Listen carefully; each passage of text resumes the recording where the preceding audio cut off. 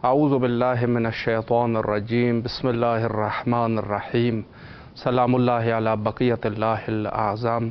امام حسین علیہ السلام 4 انٹرنیشنل ٹی وی کربلا مقدسہ سے اس وقت آپ پروگرام معرفت منتظر عجل اللہ تعالی فرجہ الشریف ملاحظہ فرما رہے ہیں۔ گفتگو کا سلسلہ آج جس عنوان سے میں کرنا چاہوں گا وہ ہے حضرت امام حسین علیہ السلام اور ان کی شباہت وقت کے امام حضرت بقیت اللہ الاعظم امام زمانہ عجل اللہ تعالی فرجہ الشریف سے۔ بہت مفصل اور طولانی بحث ہے، وہ شباہات اور وہ مشترکات جو حضرت امام حسین علیہ السلام اور حضرت بقیت اللہ الاعظم امام زمانہ عجل اللہ تعالی فرجہ الشریف میں پائے جاتے ہیں۔ حضرت امام زمانہ عجل اللہ تعالی فرجہ الشریف تمام ائمہ اطہار علیہ السلام کے ساتھ ان کی شباہت ہے، اس میں کوئی شک نہیں۔ تمام انبیاء علیہ السلام کے ساتھ بھی حضرت کی شباہت ہے، اس میں بھی کوئی شک نہیں۔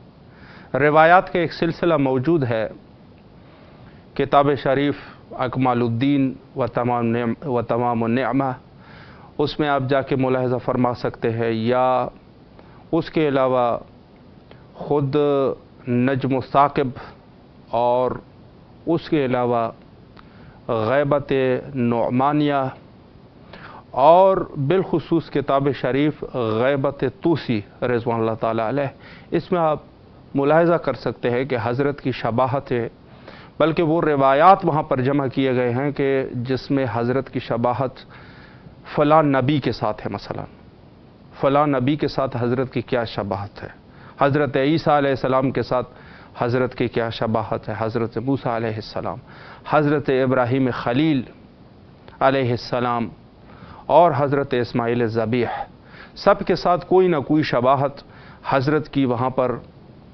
درج کی گئی ہے۔ اور اسی طریقے سے ائمہ اطہار علیہ السلام سے بھی حضرت کی ایک شباہت نہیں بلکہ کئی شباہتیں ہیں۔ ویسے تو کلی طور پہ یہ ہے کہ کمالات، معجزات، علم اور ظاہری جو شان اور شوکت، اس اعتبار سے تمام ائمہ اطہار علیہ السلام ایک دوسرے کے مثل ہے، بلکہ قرآن میں جو مثل الاعلیٰ کا لفظ استعمال ہوا وہ بھی یہی حضرات اہل البیت علیہ السلام ہے۔ مثل الاعلیٰ سے مراد یہ ہے کہ وہ کمالات جو ذات بار تعالیٰ کے ہیں، جو مظاہر ہے، وہ مظاہر ان سے اللہ کے مظاہر ان سے ظاہر ہوتے ہیں۔ مشیت الہی کی یہ پیکر ہے، یہ خدائی مشیت جو ہے وہ یہیں سے آپ اندازہ لگا سکتے ہیں، یعنی حتیٰ اگر یہ غم اور غیظ میں ہے تو اس وقت یہ اندازہ لگایا جا سکتا ہے کہ اس وقت اللہ سبحانہ و تعالی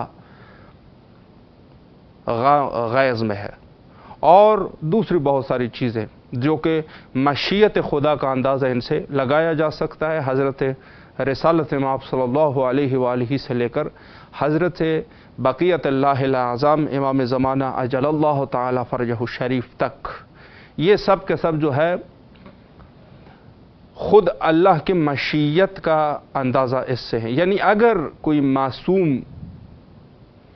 معصوم کسی ایک وقت دیکھے کہ تبسم ہے، اس کے چہرے پہ تبسم ہے، اللہ کے رحمات گویا کہ نازل ہوتے۔ دیکھیں اللہ کا غصہ کوئی ایسا غصہ تو نہیں ہے جیسے ہم غصہ ہوتے ہیں۔ اللہ جو ہے وہ ان کا قہر، وہ بھی ایسے قہر نہیں ہے جیسے عام انسان قہر کر جاتے ہیں، غصہ ہو جاتے ہیں، بلکہ اللہ سبحانہ، اور ان کی خوشی بھی اسی طریقے سے۔ اللہ کی خوشی سے مراد یہ ہے کہ اس وقت جو ہے وہ نعمات کا نزول ہو رہا ہے، اور جس وقت اللہ کے عذاب اس سے وہ کیا جا سکتا ہے کہ اس وقت جب خدا کا عذاب کسی قوم کے اوپر نازل ہو رہا، مختلف عذاب مختلف طریقے سے ہوتے ہیں۔ لیکن میں اپنے موضوع کی طرف آ جاؤں کہ ایسا نہ ہو کہ اپنے موضوع سے میں دور چلا جاؤں، وقت مختصر رہتا ہے ہمارا۔ لیکن سب سے زیادہ شباہت حضرت امام مہدی عجل اللہ تعالیٰ فرجہ الشریف کی حضرت امام حسین علیہ السلام سے ہیں، سب سے زیادہ۔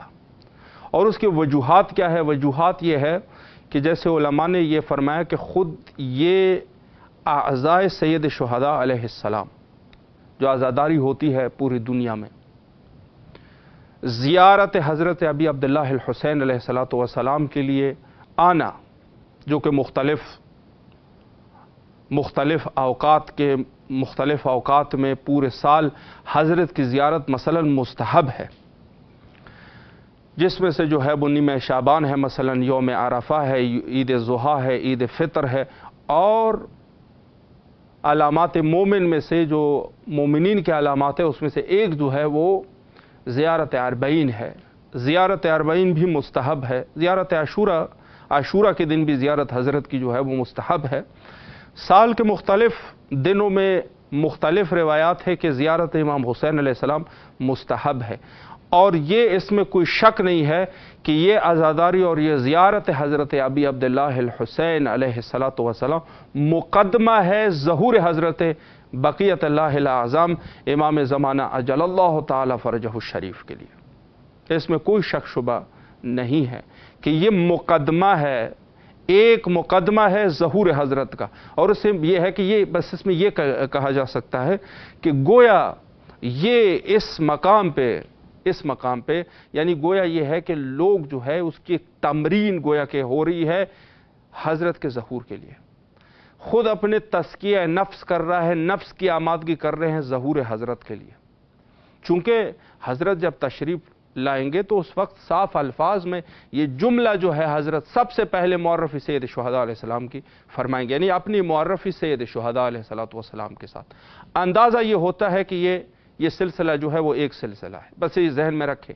عزاداری سید شہداء علیہ السلام، زیارت حضرت امام حسین علیہ السلام، یہ سب جو ہے مقدمہ ظہور ہے۔ حضرت جب آئیں گے کیا فرمائیں گے؟ الا یا اہل العالم ان جدی الحسین قتلوہ عطشانا۔ 5 دفعہ حضرت یہ استغاثہ بلند کر دیں گے، اے اہل عالم خبردار ہو جاؤ کہ میرے جد مظلوم حالت آتش میں، حالت پیاس میں دنیا سے چلے گئے، ان کو شہید کر دیا۔ قتلوہ یعنی ان کو شہید کیا گیا، قتل کر دیا گیا۔ بڑا گہرا ربط ہے۔ تو اس عنوان سے علماء نے فرمایا، جس میں سے صاحب مکیال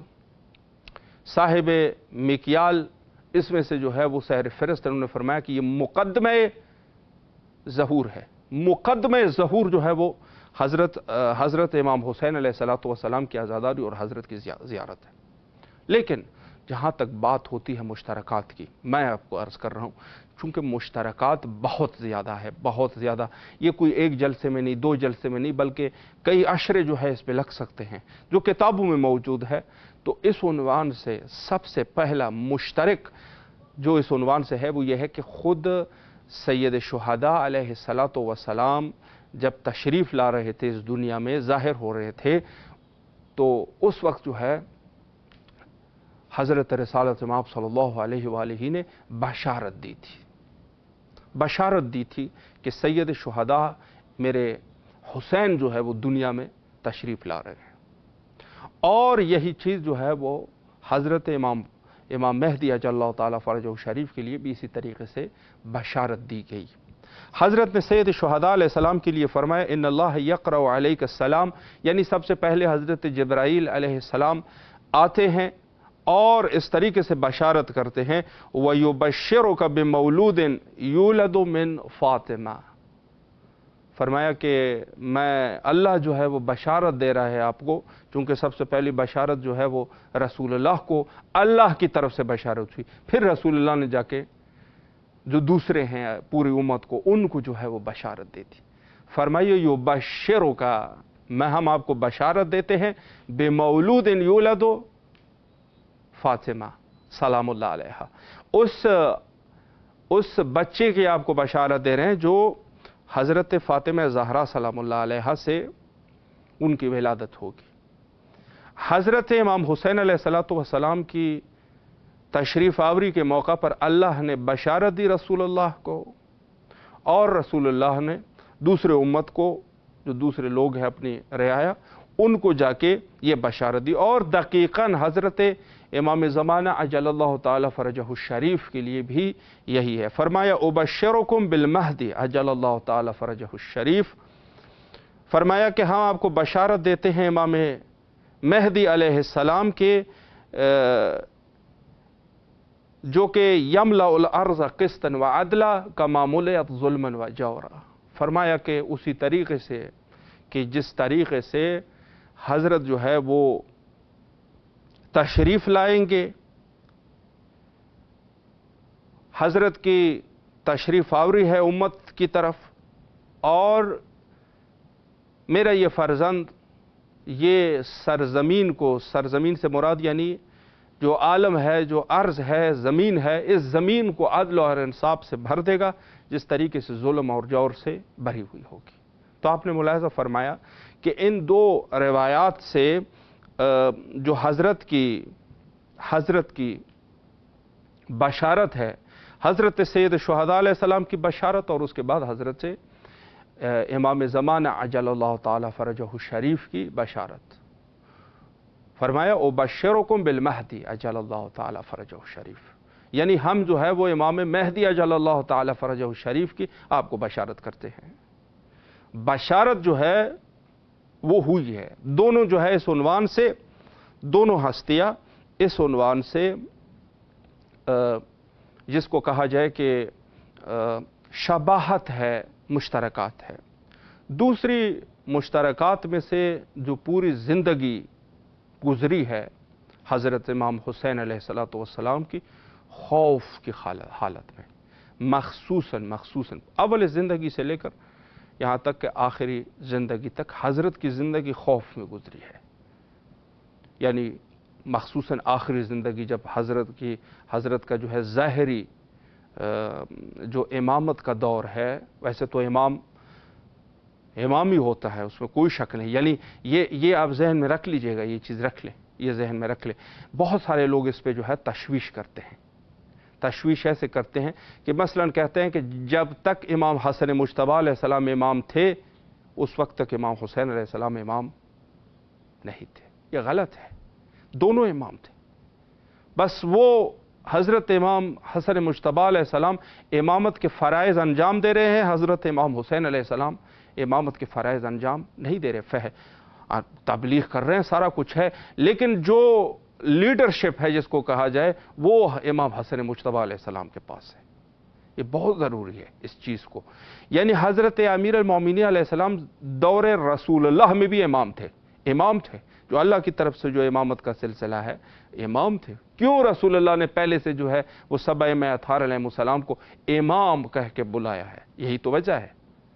تو یہ غلطی نہ کرے انسان کسی جگہ پر۔ ایک دفعہ ایک خطیب جو ہے وہ یہ کہہ رہے تھے کہ خود مثلا جو ہے اس کی کچھ ایسا مغالطہ کر رہے تھے کہ حضرت جو ہے جب تک امام حسین علیہ السلام جب شہید ہوئے تو امامت کی ذمہ داری جو ہے وہ حضرت زینب سلام اللہ علیہ پر آئی، اور پھر یہ امامت انہوں نے سنبھال کے رکھی، اور پھر نعوذ باللہ مثلا پھر بعد میں حضرت امام سجاد علیہ السلام کو دے دی۔ نہیں، یہ غلط چیز ہے۔ امام کے لیے ضروری نہیں ہے، امام چاہے زندان میں ہے وہ امام ہے، ضروری نہیں ہے کہ امامت جو ہے، امامت کے لیے کسی حکومت کی ضرورت نہیں ہے، کوئی حکومت قائم ہوگی، کوئی طاقت، کوئی پاور کی ضرورت نہیں۔ امام جو ہے وہ اللہ کا مطلقاً جو ہے وہ مطلق پاور جو ہے، جو مطلق قوت ہے وہ امام ہے، بس ضرورت ہی نہیں ہے۔ امام موسیٰ کاظم علیہ السلام اگر زندان میں ہے پھر بھی امام ہے، اگر اپنے گھر میں ہے پھر بھی امام ہے۔ امام زین العابدین علیہ السلام بھی ایسے ہی ہے، اگر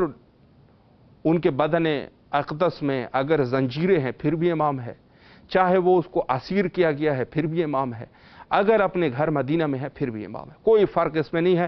زمانے حضرت امام حسین علیہ السلام میں بھی امام سجاد علیہ السلام امام تھے، بس یہ امامت جو ہے یہ اپنی جگہ پر قائم رہتی ہے۔ یہ جھوٹ ہے، سب جو لوگ جو ہے وہ اس قسم کے عقائد کو وہ کر رہے ہیں، نہیں، اس کی ایسے عقائد کی پروموٹ کرنا جو ہے یہ صحیح نہیں ہے۔ تو ایک چیز جو بڑی واضح ہے وہ یہ ہے کہ حضرت امام حسین علیہ الصلوۃ والسلام کی زندگی ویسے تو پوری جو ہے وہ خوف و ہراس میں گزری ہے، یعنی خوف کی حالت میں۔ حضرت امام زمانہ عجل اللہ تعالیٰ فرجہ الشریف کی جو زندگی ہے وہ بھی خوف اور ہراس میں گزری ہے۔ البتہ خوف و ہراس کس معنی میں؟ کیا امام جو ہے ان کے لیے ایسی خوف ہے جیسے ہمارے لیے خوف ہے؟ ہم کس چیز سے ڈرتے ہیں؟ ہمارے لیے بہت سارے خوف ہو سکتے ہیں۔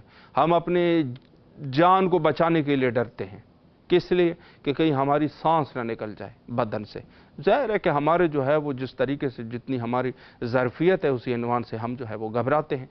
امام جب کسی چیز میں خوف ہے، امامت کے وہ خوف ایسے ہیں کہ اگر امام نہ رہیں گے تو دین جو ہے وہ نہیں رہے گا۔ یعنی خوف در حقیقت تو جان کے لیے نہیں ہے، خوف دین کے لیے ہے۔ امام جو ہے وہ بہتر جانتے ہیں کہ کس وقت جو ہے آپ نے اپنے آپ کو بچانا ہے اور کس وقت جو ہے شہید ہونا ہے۔ یہ سب جو ہے امام کو، حضرت سید شہداء علیہ الصلوۃ والسلام یعنی حتی امام اس قدر یعنی اپنی زندگی اس کی اس قدر ظریف زندگی ہوتی ہے، یعنی سید شہداء علیہ الصلوۃ والسلام عصر عاشور تک بظاہر جو ہے وہ زندہ رہے، ویسے تو امام زندہ ہے، لیکن امام جو ہے وہ اس وقت تک شہید نہ ہوئے، تو جب تک امامن کی منشا نہیں ہے کوئی امام کو شہید نہیں کر سکتا۔ یعنی حتیٰ اس آخری لمحے تک، اس آخری سیکنڈ تک وہ مشیت خدا ہے کہ حضرت امام حسین علیہ السلام شہید نہیں ہوتے۔ بعد میں جو ہے جب شہید ہوتی ہے وہ بھی مشیت خدا ہے، خدا وہی چاہتا ہے، امام حسین بھی وہی چاہتا ہے۔ یہی چیز ہے، مشیت کا معنی یہی ہے کہ جو چیز خدا چاہتا ہے ان سے ظاہر کر دیتا ہے۔ تو ہمارے خوف میں اور امام کے خوف میں جو ہے وہ فرق ہے۔ امام زمانہ اجل اللہ تعالی فرجہ الشریف بھی ابتدا سے لے کر آج تک خوف کی حالت میں، زندگی خوف کی حالت میں ہے۔ ابتدا میں جب ولادت ہوتی ہے 5 سال تک حضرت امام حسن عسکری علیہ السلام لوگوں کو نہیں بتاتے کہ میرے امام مہدی اجل اللہ تعالی فرجہ الشریف کہاں پر ہے، یعنی خود جو ہے حضرت کو لوگوں کی نظروں سے چھپا کے، لوگوں کی نظروں سے مخفی رکھا جاتا ہے۔ اور اس کے بعد جب حضرت کی شہادت ہوتی ہے اب امام جو ہے وہ سب کے سامنے آ جاتے ہیں، اور یہ بھی مشیت خدا ہے تاکہ پتہ چلے جو لوگوں نے جھوٹی امامت کا دعویٰ کیا ہے وہ رسوا ہو جائے۔ اب اگر مطلقاً امام جو ہے وہ باہر نہ نکلتے اور اسی طریقے سے امام حسن عسکری علیہ السلام ان کا جو ہے وہ مثلا جنازہ بھی ہو جاتا، خود امام مہدی اجل اللہ تعالی فرجہ الشریف ہی نماز پڑھاتے، لیکن یہ ہے کہ اگر لوگوں کے سامنے باہر نہ نکلتے تو آج جو ہے جیسے گمراہ کن فرقے، بہت سارے فرقے ہیں، میں کس کس کا نام لوں، اتنے سارے گمراہ فرقے وہ جو ہے آئے دن جو ہے امامت کے دعوے کر رہے ہیں۔ ہر شخص امامت کا دعویٰ کرتا، شیعوں میں کتنے لوگ پتہ نہیں پیدا ہو جاتے جو کہتے میں امام مہدی ہوں آج کل کے دور میں۔ گویا حضرت جو ہے جب تشریف لائے ہیں انہوں نے لوگوں کو رسوا کر دیا، مخصوصاً لوگوں کو جو امامت کا دعویٰ اب کوئی نہیں کر سکتا، کرے گا تو اندازہ ہوگا یہ جھوٹا ہے۔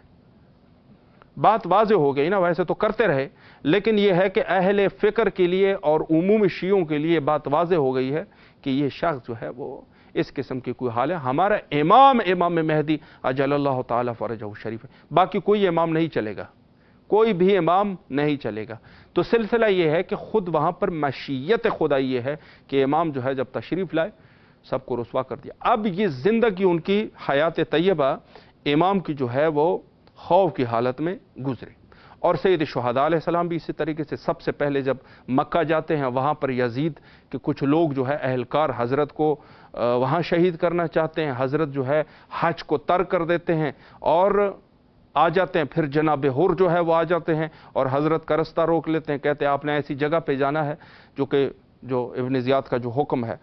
تو یہ ساری کے ساری جو سچویشن ہے یہ ساری کے سارے خوف کی حالت میں ہے۔